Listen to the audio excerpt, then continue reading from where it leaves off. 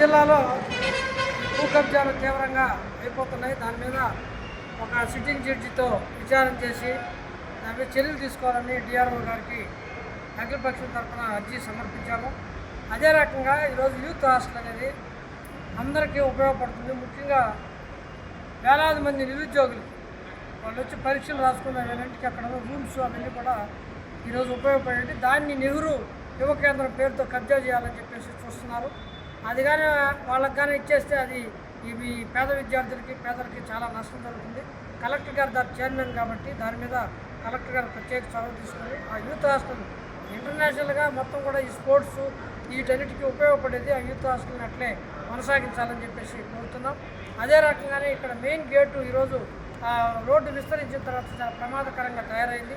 ఆ గేటుని లోపలికి 200 అడుగులు లోపలికి మార్చాలని చెప్పేసి కూడా విజ్ఞప్తి చేయడం జరిగింది.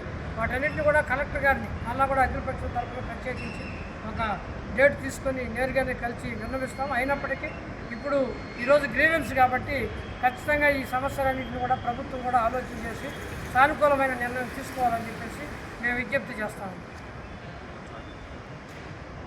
యూత్ హాస్టల్ అనేదాన్ని మై భారత్ కేంద్ర అనే పేరు మార్చి దానికి నెహ్రూ యువ కేంద్రాన్ని అటాచ్ చేసి నెహ్రూ యువ కేంద్ర మేనేజర్ని దీన్ని సూపర్వైజర్గా పెట్టడం జరిగింది. ఆయన మాకందరికి కూడా మెసేజ్ పంపిస్తున్నారు వాలంటీర్ ఆర్గనైజేషన్స్కి. ఈ విధంగా యూత్ హాస్టల్లో నెహ్రూ యువ కేంద్ర కార్యాలయం ప్రారంభోత్సవం చేస్తున్నాము అని చెప్పడం జరిగింది. దాని తర్వాత యూత్ హాస్టల్లో ఉన్న మేనేజర్కి ఫోన్ చేస్తే 3-4 రూములు ఖాళీ చేసి నెహ్రూ యువ కేంద్రాలు కావాలని చెప్పి అడుగుతున్నారు. అది కానీ ఇచ్చేస్తే పేద బడుగు బలహీన వర్గాలు వచ్చే పరీక్షలు రాయడానికి వచ్చేటటువంటి పిల్లలంతా కూడా సఫర్ అయ్యే పరిస్థితి ఉంది. కాబట్టి మాకు ఈ యొక్క యూత్ హాస్టల్కి చైర్మన్ నుంచి కలెక్టర్ గారి నుంచి ఎలాంటి ఆదేశాలు రాలేదు. నెహ్రూ యువ కేంద్రానికి సంబంధించిన మాత్రమే మాకు మెసేజ్ ఇవ్వడం జరిగింది. అందువల్ల చైర్మన్ గారు మాకు ఏదైనా ఇన్స్ట్రక్షన్స్ ఇస్తే దాన్ని ఫాలో అవసరం బాధ్యత మాకుంది. కాబట్టి మేము ఇప్పటివరకు ఎలాంటి చర్యలు తీసుకోలేదని చెప్పడం జరిగింది. అందుకని ఆ యొక్క యూత్ హాస్టల్ని కాపాడే దృష్టితో అఖిలపక్షం అంతా కూడా ఈరోజు కలెక్టర్ గారు కలవడానికి వచ్చాము. వారు లేరు. డిఆర్ఓకి మెమోరాండం సమర్పించినాము. కాబట్టి యథాతథంగా ఇదివరకు ఏ విధంగా అయితే యూత్ హాస్టల్ రన్ చేస్తున్నారో అదే తరహా రన్ చేసి పేద విద్యార్థులంతా సహాయంగా ఉండేట్టుగా చర్యలు తీసుకోవాలని చెప్పేసి మేము ప్రభుత్వాన్ని విన్నవించుకుంటాం.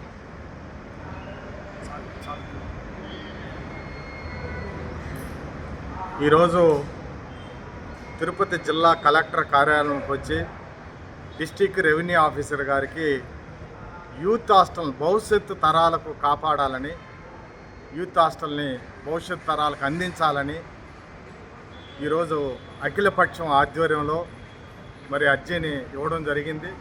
ముఖ్యంగా గతంలో నెహ్రూ యువ కేంద్రంగా ఉన్నటువంటి దాన్ని మై భారత్గా మార్చి ఈరోజు నెహ్రూ యువ కేంద్రం అనేటువంటి గతంలో ఇక్కడ కోఆర్డినేటర్గా పనిచేసిన ప్రదీప్ అనేటువంటి వ్యక్తి ప్రమోషన్ పైన విజయవాడ వెళ్ళినప్పటికీ యూత్ హాస్టల్ని నెహ్రూ కేంద్రంగా ఆఫీసు మార్చడానికి ఒక అక్రమ పద్ధతిన చట్టాలని అతిక్రమించి చట్టానికి వ్యతిరేకంగా బాధ్యతారహితంగా ఈరోజు యూత్ హాస్టల్ని స్వాధీనం చేసుకొని అక్కడ ఒక ప్రభుత్వ కార్యాలయాలు ఓపెన్ చేసి ప్రభుత్వ ఆఫీసుగా మార్చేటువంటి ప్రయత్నం చేస్తున్నాడు.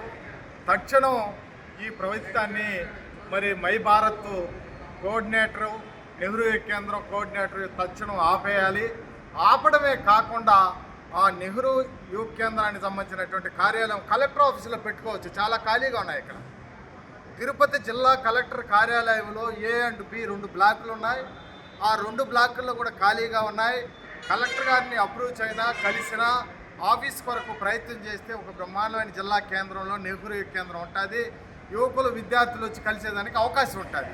అట్లా కాకుండా ప్రపంచంలో ఉన్నటువంటి నెహ్రూ కేంద్రాలు కానీ భారతదేశంలో ఉన్నటువంటి నెహ్రూ ఎక్కడ కూడా ప్రభుత్వ కార్యాలయాలకు మార్చలేదు.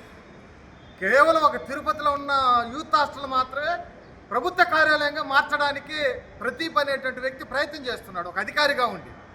తక్షణం దీన్ని విరమించుకోవాలి. విరమించుకోని పక్షంలో జిల్లాలో ఉన్నటువంటి యువకులు విద్యార్థి సంఘాలతో పాటు ప్రజా సంఘాలు పార్టీలతో కలిసి ఖచ్చితంగా ఆ ఆఫీసులను ఓపెన్ చేసే రోజు అడ్డుకొని ఇక్కడి నుంచి జిల్లా నుంచి తరమతి కొట్టడం కూడా తప్పదని కూడా నేను రిపబ్లికన్ పార్టీ తరఫున తెలియజేస్తున్నాను.